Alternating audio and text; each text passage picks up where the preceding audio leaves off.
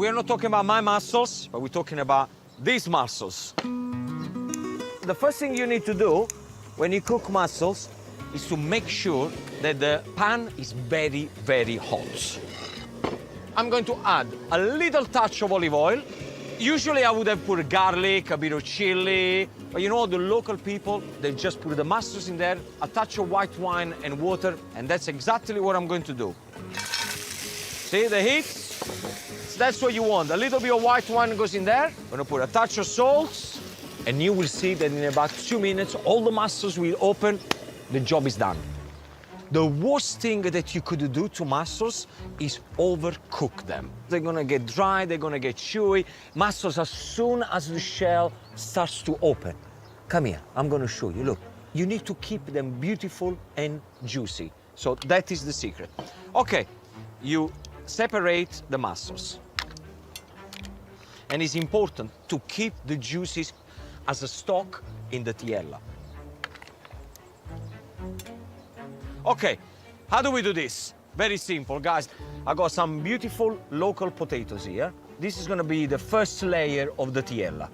So you just lay them, slightly overlap, it's fine. But, you know, don't waste too much time. Half of my cherry tomatoes on top. Half of the onions, finely sliced. Then generously sprinkle salt. Remember, you have to season this as you go.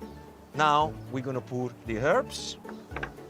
Now what we're gonna do with the mussels? Just gonna lay on top like this. Okay, guys, a true Neapolitan like me will never use any cheese to go on top of this tiella.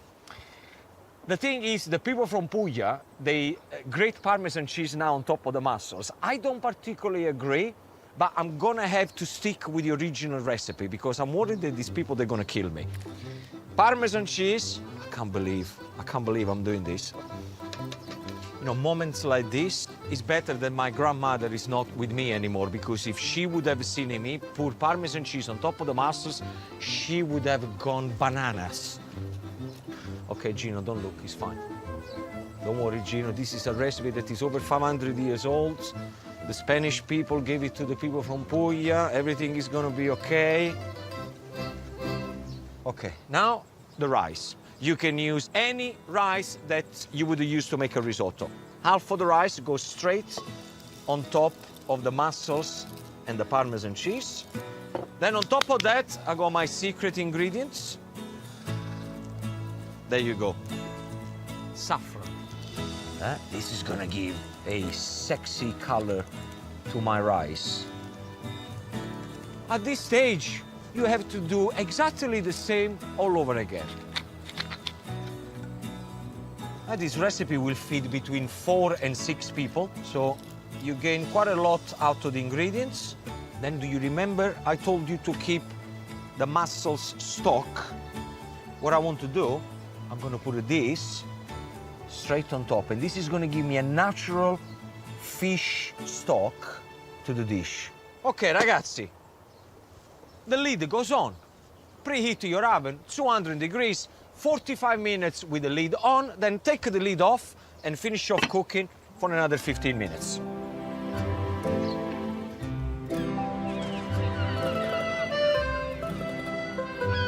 And an hour later, my tiella is almost perfect.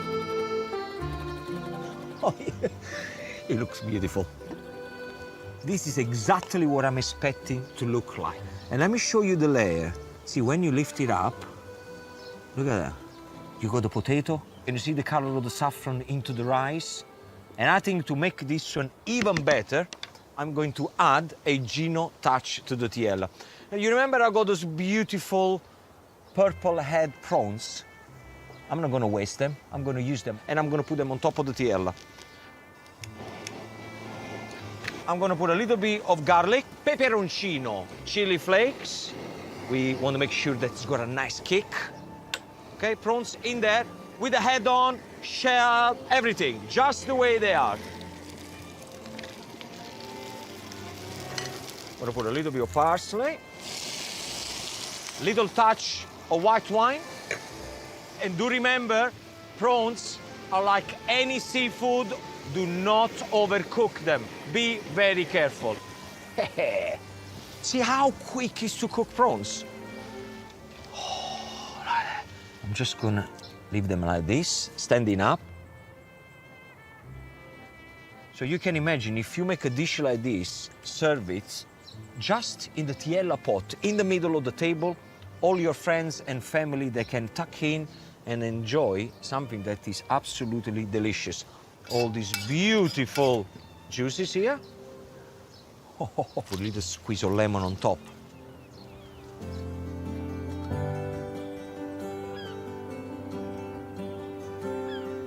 What can I say? Sometimes you do need an Italian to make a Spanish dish just perfect. And this is just perfect. This is how you make my tiella.